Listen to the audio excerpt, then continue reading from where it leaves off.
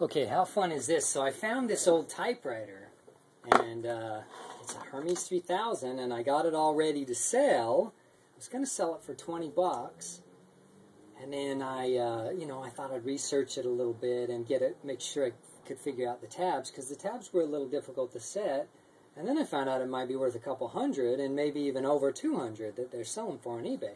So I started playing with it, and I just wanted to show you the wonderful sounds that it makes, because it's really revived my love for writing. Not that I needed any revision, but here it is. And apparently it was the higher end, the Hermes 3000 with the Seafoam green. It was the higher end of its time. So.